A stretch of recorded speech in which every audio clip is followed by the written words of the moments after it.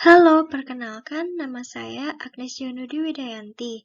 Saya dari program studi ekonomi Universitas Sanata Dharma Yogyakarta dengan NIM 182314026. Di sini saya akan menjelaskan mengenai perkembangan pasar modal di Indonesia. Topik yang akan saya bahas ada 4. Yang pertama mengenai definisi pasar modal yang meliputi pengertian, keunikan, fungsi, dan pelaku pasar modal. Yang kedua, mengenai perkembangan pasar modal di Indonesia, secara khusus dalam kurun waktu 2015 hingga 2020, dan termasuk di dalamnya ada tantangan dan solusi. Yang ketiga, mengenai prospek pasar modal di Indonesia pada tahun 2021 menurut kacamata para pengamat pasar modal. Dan yang terakhir, yang keempat adalah ringkasan. Saya akan memulainya dengan pengertian pasar modal. Menurut Undang-Undang Nomor 8 Tahun 1995 tentang Pasar Modal, pengertian pasar modal adalah kegiatan yang bersangkutan dengan penawaran umum dan perdagangan efek, perusahaan publik yang berkaitan dengan efek yang diterbitkannya, serta lembaga dan profesi yang berkaitan dengan efek. Namun, menurut Bursa Efek Indonesia, pengertian pasar modal adalah pasar untuk berbagai instrumen keuangan jangka panjang yang bisa diperjualbelikan, baik surat utang atau obligasi, equity atau saham, reksadana, instrumen derivatif, maupun instrumen lainnya. Secara umum, pasar modal merupakan tempat bertemunya dua pihak, yaitu investor dan emiten. Investor berperan sebagai pihak yang memiliki dana, sementara itu emiten merupakan sebuah badan usaha yang membutuhkan modal dan mengeluarkan surat berharga untuk diperdagangkan. Selanjutnya adalah mengenai keunikan pasar modal di Indonesia. Di Indonesia, uniknya hanya ada satu pasar modal, yaitu Bursa Efek Indonesia atau yang sering disingkat dengan BEI. Tidak banyak yang tahu bahwa pasar modal sudah ada sejak tahun 1880 dalam bentuk kegiatan jual beli saham dan obligasi. Namun, bursa resmi didirikan pada masa penjajahan Hindia Belanda, tepatnya pada tahun 1912 bernama Vereniging voor Effectenhandel. Lalu yang selanjutnya mengenai fungsi-fungsi pasar modal. Fungsi pasar modal bukan hanya untuk kegiatan jual beli efek saja, namun juga ada fungsi lain seperti yang pertama, sarana penambah modal usaha. Bagi perusahaan, pasar modal bisa menjadi sarana tambah modal usaha dengan cara melepas saham ke publik atau menerbitkan surat utang alias obligasi. Cara ini dikenal dengan IPO atau Initial Public Offering. Melalui cara ini, perusahaan akan mendapatkan dana tambahan guna melancarkan operasional perusahaan maupun untuk mempercepat kegiatan ekspansinya. Yang kedua adalah sarana pemerataan pendapatan. Pasar modal bisa memberi dampak pada pemerataan pendapatan melalui pembagian dividen alias keuntungan perusahaan kepada pemegang saham atau penjualan saham yang sudah dimiliki. Penjualan saham dan dividen dianggap sebagai sarana pemerataan pendapatan jangka panjang. Lalu yang ketiga adalah sarana peningkatan produksi. Tambahan saham modal yang didapatkan melalui penerbitan obligasi atau IPO saham akan menambah kesehatan keuangan perusahaan, sehingga biasanya kinerja perusahaan yang sudah melakukan IPO akan melesat. Yang keempat, sarana menciptakan lapangan kerja. Keberadaan pasar modal mendorong perkembangan industri lain, maka adanya pasar modal berdampak positif pada lapangan kerja yang baru. Yang kelima, meningkatkan pendapatan negara. Dividen yang dibagikan kepada pemegang saham akan dikenakan pajak pemerintah, maka pemasukan pajak bisa bertambah seiring kinerja emiten atau perusahaan yang menjual efek ke masyarakat yang kian membaik. Lalu yang keenam adalah sebagai indikator perekonomian negara. Karena semakin tinggi volume transaksi pasar modal, maka kegiatan bisnis di negara tersebut berjalan dengan baik, begitupun dengan sebaliknya. Lalu yang selanjutnya adalah mengenai pelaku pasar modal dan pihak yang terlibat.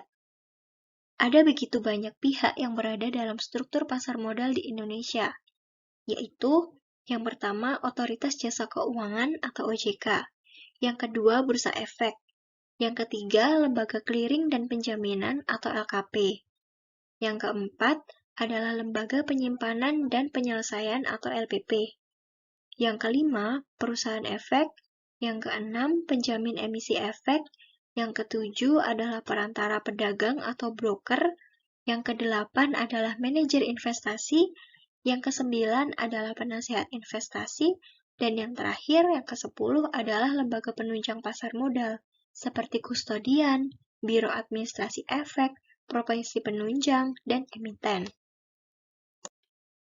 Yang selanjutnya adalah mengenai perkembangan pasar modal di Indonesia. Pasar modal atau bursa efek telah hadir sejak zaman kolonial Belanda dan tepatnya resmi pada tahun 1912 di Batavia yang didirikan oleh pemerintah Hindia Belanda untuk kepentingan VOC bernama Vereniging voor Effect and Handel. Meskipun begitu, perkembangan dan pertumbuhan pasar modal tidak berjalan seperti yang diharapkan. Bahkan pada beberapa periode kegiatan, pasar modal mengalami kevakuman. Hal tersebut terjadi karena beberapa faktor, seperti Perang Dunia Pertama dan Perang Dunia Kedua. Juga karena ada pemindahan kekuasaan dari pemerintah kolonial kepada pemerintah Republik Indonesia. Selain itu juga ada beberapa kondisi lain yang menyebabkan operasi bursa efek tidak berjalan dengan baik.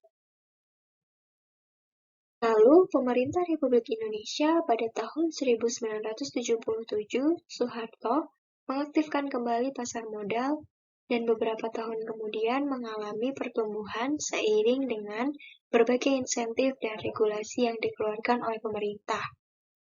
Waktu berjalan hingga ada 2 bursa efek di Indonesia, yaitu Bursa Efek Jakarta dan Bursa Efek Surabaya. Lalu, kedua bursa ini melakukan merger pada akhir tahun 2007 dan resmi menyandang nama Bursa Efek Indonesia pada awal tahun 2008. Yang selanjutnya adalah mengenai jumlah perusahaan yang melakukan IPO pada tahun 2015 hingga tahun 2020. Dapat kita lihat, pada tahun 2015 terdapat 16 perusahaan yang melakukan IPO. Lalu, pada tahun 2016 mengalami penurunan, yaitu 15 perusahaan yang melakukan IPO.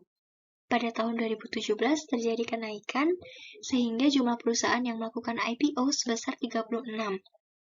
Lalu kenaikan juga terjadi dari tahun 2017 ke tahun 2018, yaitu pada tahun 2018 berjumlah perusahaan yang melakukan IPO ada 55. Tahun 2019, jumlah perusahaan yang melakukan IPO sama dengan tahun sebelumnya, yaitu 55. Dan dari tahun 2019 ke tahun 2020 terjadi penurunan, yaitu pada tahun 2020, jumlah perusahaan yang melakukan IPO sebesar 51. Lalu dapat kita lihat melalui data, meskipun dari tahun 2015 hingga tahun 2020 mengalami penurunan dan kenaikan, namun menurut jumlah perusahaan yang melakukan IPO, menurut tren, itu mengalami kenaikan dari tahun 2015 hingga tahun 2020. Lalu pencapaian perusahaan baru yang masuk sepanjang tahun 2020 menjadikan Indonesia menduduki posisi terbanyak nomor 6 di dunia setelah Shanghai, Nasdaq, Shenzhen, Hong Kong, dan Jepang. Lalu untuk tahun 2021 ini, pemerintah Indonesia memasang target awal sebanyak 30 perusahaan yang melakukan IPO dan melakukan pencatatan di Bursa Efek Indonesia. Namun juga ada kemungkinan untuk meningkat. Semuanya tergantung dengan kondisi pasar modal di Indonesia nantinya. Perdagangan bursa efek di Indonesia tidak hanya diminati oleh perusahaan untuk menambah dana kepentingan operasional perusahaan saja, namun juga diminati oleh masyarakat Indonesia sebagai sarana untuk berinvestasi, baik melalui saham, obligasi, maupun reksadana. Hal tersebut ditunjukkan oleh tren peningkatan jumlah identitas investor individu atau single investor identification. Pada tahun 2015, jumlah SID sebanyak 434,1 ribu. Lalu, terjadi kenaikan pada tahun 2016, yaitu menjadi 894,1 ribu. Juga terjadi kenaikan pada tahun 2017 sehingga jumlah SID mencapai 1,1 juta. Kenaikan juga terjadi pada tahun 2018 sehingga jumlah SID berjumlah 1,6 dan pada tahun 2019 juga mengalami kenaikan yaitu jumlahnya menjadi 2,48 juta dan pada tahun 2020 juga mengalami jumlah kenaikan yang cukup signifikan yaitu menjadi 3,88 juta. Jumlah peningkatan SID ini menunjukkan bahwa masih meningkatnya jumlah minat investor untuk berinvestasi di pasar modal Indonesia. Meskipun pada tahun 2020, pasar modal Indonesia juga terdampak oleh pandemi COVID-19. Hal menarik lainnya, menurut data dari OJK, peningkatan jumlah SID ini hampir 50% investornya berasal dari kalangan milenial, yaitu kalangan yang berusia di bawah 30 tahun. Hal tersebut tidak lepas dari gencarnya sosialisasi investasi pasar modal untuk kalangan milenial oleh Bursa Efek Indonesia melalui galeri investasi di kampus-kampus dan juga sekolah pasar modal.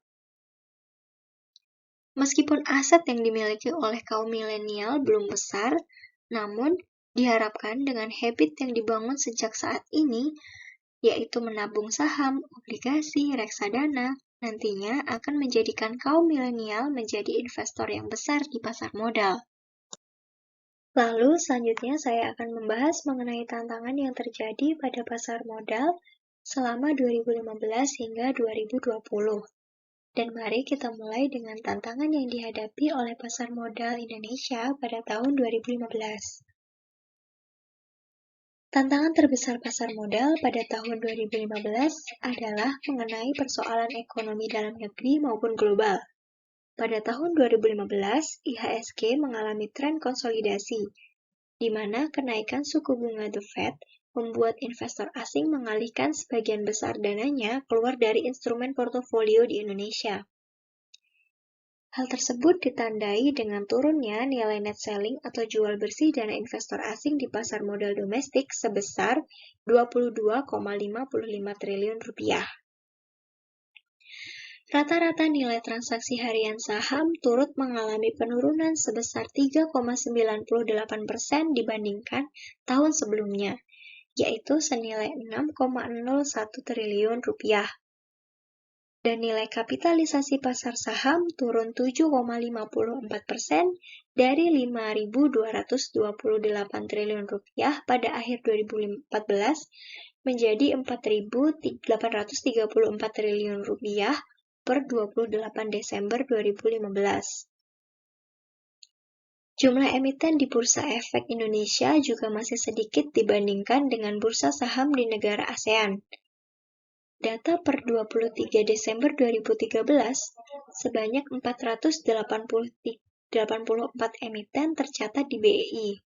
Sementara jumlah perusahaan tercatat di negara lain seperti Hong Kong sebanyak 1.602 emiten, Singapura dengan 780 emiten, dan Malaysia sebanyak 910 emiten. Lalu untuk menghadapi tantangan tersebut, BEI telah menyiapkan serangkaian inisiatif yang difokuskan pada 4 area utama pengembangan BEI, yaitu menambah jumlah emiten dengan mengajak perusahaan-perusahaan untuk memanfaatkan pasar modal sebagai pendanaan, memperkuat peranan anggota bursa, meningkatkan jumlah investor, dan menyempurnakan reputasi BEI. Lalu, OJK dan BEI juga melakukan fokus group discussion dengan 3 perusahaan efek, PT Dana Reksa, PT Bahana Sekuritas, dan PT Mandiri Sekuritas, untuk mendiskusikan permasalahan-permasalahan yang dihadapi para calon emiten potensial untuk masuk ke pasar modal. Selanjutnya, tantangan yang dihadapi oleh pasar modal Indonesia pada tahun 2016, menurut Ketua Dewan Komisioner OJK, Mualiman D. Haddad, ada 3 tantangan yang dihadapi oleh pertumbuhan ekonomi maupun pasar modal pada tahun 2016. Yang pertama adalah pemulihan ekonomi di negara maju. Masih berjalan sangat lambat, khususnya Cina yang dibayangi oleh ketidakpastian. Yang kedua adalah keberlanjutan korporasi nasional di semester 2, dan yang ketiga adalah perkembangan tingkat suku bunga global, khususnya suku bunga Amerika Serikat. Lalu untuk mengatasi hal tersebut, maka perlunya untuk pendorong pembiayaan berbagai pihak atau diversifikasi pembiayaan, baik pemberdayaan swasta atau kemitraan dengan swasta. Untuk mengantisipasi berbagai tantangan dan proyeksi pertumbuhan ekonomi ke depan, pemerintah dan pihaknya sudah menunjukkan keseriusan dengan serangkaian reformasi yang sudah dilakukan. Dari sisi OJK sendiri, OJK melakukan terobosan dengan mempermudah akses IPO maupun menerbitkan surat utang. Juga nantinya OJK akan meluncurkan master plan sektor jasa keuangan nasional. Lalu, pada tahun 2017, menurut OJK, ada 4 tantangan utama yang dihadapi oleh pasar modal di Indonesia, yaitu yang pertama adalah keterbatasan jenis produk, yakni produk-produk yang tersedia sebagai pilihan investasi masih sangat terbatas, baik dari sisi jumlah maupun sisi jenis. Yang kedua, belum optimalnya jumlah investor domestik. Hal ini dikarenakan jumlahnya masih jauh sangat kecil, hanya 0,2% dari jumlah penduduk di Indonesia. Yang ketiga, masih perlunya peningkatan jumlah emiten, karena kondisi ini terkait hingga pada 17 Desember 2017, hanya ada 483 emiten yang tercatat di BEI, yang mana jumlah ini masih jauh lebih rendah dibandingkan dengan jumlah perusahaan yang tercatat di negara lain. Yang keempat adalah mengenai rencana integrasi ekonomi atau ASEAN Economic Community (AEC) pada tahun 2015 yang lalu, yang mengharuskan pasar modal Indonesia dapat memiliki level of playing field yang sama dengan negara-negara ASEAN lain, seperti Singapura, Thailand, dan Malaysia. Lalu pada tahun 2018, tantangan yang dihadapi oleh pasar modal Indonesia ada 3, yaitu yang pertama, keputusan Bank Sentral Amerika Serikat atau AS untuk menaikkan suku bunga acuan. Hal ini berdampak pada perekonomian secara global, yang termasuk di dalamnya adalah Indonesia. Yang kedua adalah agresivitas negara tetangga, terutama Tiongkok dan Arab Saudi. Kedua negara tersebut cukup agresif untuk mendatangkan perusahaan berkapitalisasi besar untuk melantai di bursa. Yang ketiga, mengenai porsi investasi yang masuk ke Indonesia. Hal ini dikaitkan dengan sejumlah agenda yang akan dihelat pada tahun 2018, seperti Asian Games dan Pilkada. Secara historikal, pemilu tidak akan mengganggu stabilitas pasar modal, setidaknya sejak tahun 2019 lalu, namun hal ini tetap menjadi kekhawatiran karena tetap ada kemungkinan penarikan uang secara besar-besaran. Nah, untuk mengatasi hal tersebut, BEI akan tetap optimis karena ada 2 faktor yang dipercayai tidak perlu dikhawatirkan, yaitu pelaksanaan Pilkada serentak dan Asian Games. Karena negara penyelenggara Asian Games justru akan mengalami perbaikan ekonomi. Lagi pula, tata kelola manajemen fiskal juga sudah membaik. Perbandingan suku bunga acuan atau BI rate dengan inflasi juga membaik. Cadangan devisa negara bagus, serta seluruh data perekonomian Indonesia juga sangat positif. Jika ekonomi baik, emiten bagus, investor juga pasti akan banyak yang masuk. Lalu, tantangan yang terjadi di pasar modal Indonesia pada tahun 2019 berasal dari dalam dan luar negeri. Dari dalam negeri, masih minimnya produk pasar modal. Selain itu, pasar modal juga menghadapi sejumlah kebijakan moneter. Salah satunya karena ketidakpastian kenaikan suku bunga. Hal ini tentunya akan sangat mempengaruhi kinerja perekonomian, termasuk kinerja pasar saham. Juga hal lain karena ada persoalan pemilu presiden dan legislatif dalam periode yang bersamaan. Namun, pada kenyataannya, korelasinya tidak begitu banyak. Sedangkan dalam lingkup global, perlambatan perekonomian global menurun 3,7% ke 3,5%. Hal ini diakibatkan karena terjadinya ketegangan antara Amerika Serikat dan Tiongkok. Terlepas dari tantangan tersebut, pasar modal telah berupaya menjadi pusat penyelenggara perdagangan efek yang terpercaya. Strategi yang dilakukan oleh BEI adalah meningkatkan jumlah dan partisipasi investor. BEI juga meningkatkan kualitas serta kuantitas pasar perusahaan tercatat dengan perluasan kapasitas anggota bursa dan pengembangan optimalisasi infrastruktur kebursaan. Lalu pada tahun 2020, ada 3 tantangan yang besar di pasar modal Indonesia. Yang pertama adalah adanya pandemi COVID-19 yang menjadikan situasi secara global berada dalam kondisi tidak normal, sehingga perekonomian dunia ke depannya penuh ketidakpastian. Penanganan pandemi COVID-19 juga menjadi faktor utama dalam perkembangan perekonomian dunia dan domestik di tahun 2020 dan 2021. Yang kedua, mengenai kepercayaan publik terhadap pasar modal yang menurun, sehingga sangat diperlukan peningkatan kembali kepercayaan publik terhadap industri pasar modal di Indonesia. Tidak dipungkiri, dengan beredarnya pemberitaan beberapa permasalahan pasar modal mempengaruhi persepsi dan tingkat kepercayaan masyarakat pada industri ini. Lalu yang ketiga adalah mengenai besarnya tuntutan masyarakat akan peran pasar modal dalam perekonomian nasional. Lalu solusinya adalah yang pertama, penerbitan extraordinary policy measures. Di tengah keterbatasan yang ada, OJK menciptakan extraordinary policy measures untuk menerapkan kebijakan physical distancing seperti A. Membuka ruang bagi perusahaan terbuka untuk melakukan rapat umum pemegang saham atau RUPS dengan sistem elektronik, serta pemberian kuasa kehadiran RUPS melalui media elektronik.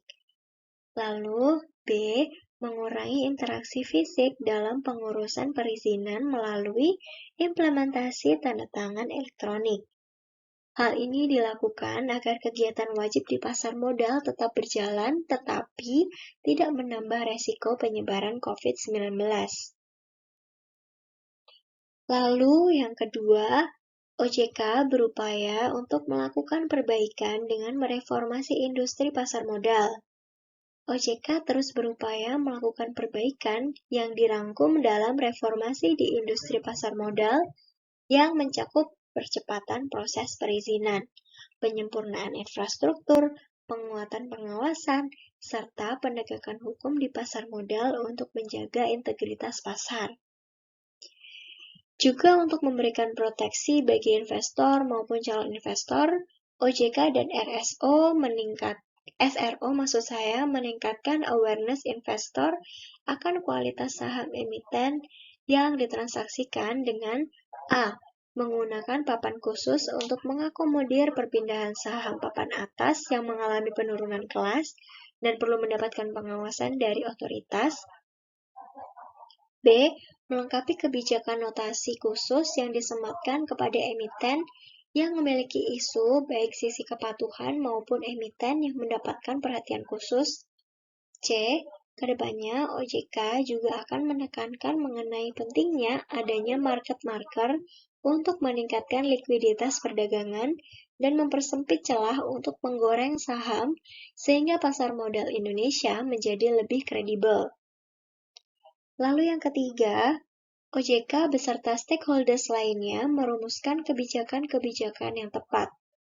OJK bersama pemangku kepentingan lainnya akan terus merumuskan dan melaksanakan kebijakan yang tepat untuk mewujudkan cita-cita menjadi pasar modal Indonesia yang kuat dan berperan signifikan dalam menyediakan pembiayaan baik bagi pemerintah maupun dunia usaha untuk percepatan pemulihan ekonomi nasional. Perumusan kebijakan juga dilakukan untuk menjaga stabilitas sistem keuangan dengan menitikberatkan pada kebijakan yang menstimulus perekonomian pada era new normal. Selain mengupayakan pendalaman pasar keuangan, OJK menyatakan akan senantiasa memperluas akses pasar modal agar manfaatnya dapat dirasakan bagi seluruh elemen, tidak hanya korporasi dan pemodal besar saja. Untuk itu, OJK menerbitkan kebijakan yang memungkinkan usaha kecil dan menengah dapat memanfaatkan pasar modal sebagai alternatif mendapatkan pembiayaan dengan cara mencatatkan di papan akselerasi untuk perusahaan dengan aset kurang dari 250 miliar rupiah dan penggalangan dana melalui equity crowdfunding. Dan selain itu juga, OJK mengupayakan investor retail dapat lebih berpartisipasi dalam penawaran umum perdana atau IPO melalui e-IPO yang memungkinkan proses IPO menjadi semakin transparan. Dengan itu semua, diharapkan bahwa pasar modal ke depannya dapat menjadi semakin transparan dan berperan nyata bagi pertumbuhan ekonomi nasional dan menjadi solusi pembiayaan bagi sektor real yang mudah, cepat, dan kredibel. Lalu selanjutnya saya akan membahas mengenai prospek pasar modal Indonesia pada tahun 2021. Pada tahun 2020 dapat dikatakan merupakan tahun yang cukup sulit bagi seluruh masyarakat dunia. Begitu juga dengan pasar modal di Indonesia. Pandemi COVID-19 cukup melemahkan sektor perekonomian yang mengakibatkan dampak luar biasa ke pasar modal Indonesia.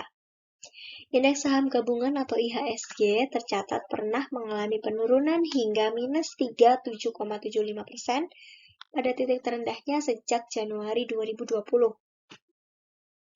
Namun, setelah mengalami penurunan cukup dalam, terlihat IHSG mengalami rebound dan meninggalkan momen terburuknya. IHSG mengalami kenaikan yang terjadi bebarengan dengan relaksasi PSBB dan perbaikan ekonomi Indonesia. Alhasil, IHSG berhasil mempersempit penurunannya, sehingga hanya tercatat mengalami penurunan minus 4,85% di akhir tahun 2020. Di tahun 2021, ekonomi global juga terlihat terus membaik karena adanya bantuan dari kebijakan suku bunga rendah dan stimulus besar-besaran yang diberikan oleh pemerintah dari berbagai negara. Hal ini dapat membuat timbulnya aliran dana dari negara maju ke negara berkembang karena investor cenderung mencari return yang lebih tinggi. Kondisi ini akan menguntungkan bagi Indonesia yang dapat menawarkan return investasi lebih tinggi dibandingkan dengan negara maju. Melanjutkan perbaikan ekonomi yang terjadi, terlihat bahwa saham di Bursa Efek masih memiliki peluang yang lebih besar dibandingkan aset-aset keuangan lainnya di tahun 2021. Kebijakan suku bunga rendah, inflasi terjaga, program pemulihan ekonomi nasional, Omnibus Law, Sovereign Wealth Fund atau SWF, dan harapan akan perbaikan kinerja perusahaan yang tercatat di Bursa Efek Indonesia menjadi pendorong di tahun 2021. Pada tahun 2021 ini, prospek pasar modal dipercaya akan memberi upside bagi para investor. Momen terjadinya koreksi di pasar bisa dimanfaatkan untuk investor masuk balik ke pasar saham maupun obligasi. Ali Yahdin selaku Chief Investment Officer Mandiri Manajemen Investasi atau MMI mengatakan pada sisa tahun 2021 ini prospek pasar modal masih akan positif dengan pertumbuhan ekonomi, yang juga dipercaya bisa kembali ke level 4-5%. Baik pasar saham maupun pasar obligasi dinilai masih memiliki upside. Senada dengan pendapat Ali, Ezra Nasula, Direktur dan Chief Investment Officer Fixed Income, mengatakan bahwa prospek pasar modal di Indonesia pada tahun 2021 ini masih akan sangat menarik. Menurutnya, sektor komoditas dan energi akan diuntungkan oleh pertumbuhan ekonomi global yang memicu permintaan mengalami kenaikan signifikan dan akhirnya akan mengangkat harga komoditas. Taufan Yamin, selaku investment spesialis Serinvest Asset Management, menilai bahwa kenaikan harga komoditas akan memberi dampak positif pada Indonesia. Mengingat Indonesia merupakan salah satu negara yang ekspornya berfokus pada komoditas. Apalagi ketika hal tersebut dikombinasikan dengan nilai tukar rupiah yang stabil. Yang terakhir adalah mengenai ringkasan. Secara umum, pasar modal merupakan tempat bertemunya dua pihak, yaitu investor dan emiten. Investor berperan sebagai pihak yang memiliki dana, sementara itu emiten merupakan sebuah badan usaha yang membutuhkan modal dan mengeluarkan surat berharga untuk diperdagangkan.